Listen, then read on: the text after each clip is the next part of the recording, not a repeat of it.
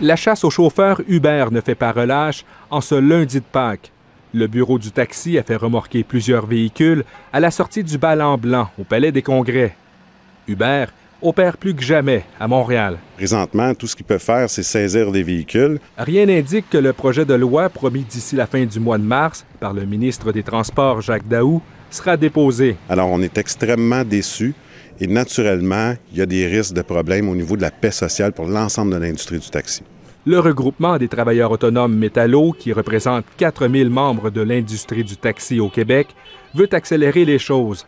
Le groupe a déposé une demande d'injonction permanente contre Uber le 2 février et le calendrier des audiences sera décidé mardi au Palais de justice de Montréal. Ce qu'on demande, c'est que Uber, l'application soit désactivée. Pour d'autres chauffeurs, les voies juridiques et politiques ne suffisent plus. Ils sont plusieurs à vouloir de leur propre chef une grève de 4 jours sur l'île de Montréal. Imaginez-vous, d'accord, une ville sans aucun taxi. Que ferait la population? Que feraient les gens dans les hôpitaux? Aucun taxi. Et les chauffeurs promettent des moyens de plus en plus radicaux. On est en faillite, on n'a plus d'argent. Et en survie, il faut comprendre que quelqu'un qui perd tout, qui perd absolument tout, je pense que c'est son souci majeur, de garder et de protéger sa famille. Cette menace de grève de 4 jours dans la métropole serait exécutée au moment jugé opportun.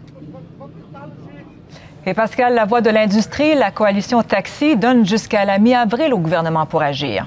Tout à fait. On s'est adressé aujourd'hui au téléphone avec l'ex-ministre des Transports péquiste, Guy Chevrette, qui est maintenant porte-parole de la coalition Taxi, l'une des principales voix qui négocie en ce moment avec le gouvernement du Québec. Et il a été très clair, il veut accorder un sursis dans les circonstances jusqu'au 15 avril au gouvernement pour déposer son projet de loi.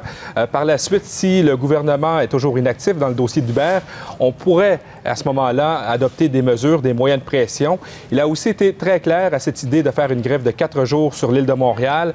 La coalition Taxi n'endosse pas du tout cette idée. Merci beaucoup, Pascal. Au revoir. Il y aura sûrement des réactions au cours de la semaine. Merci.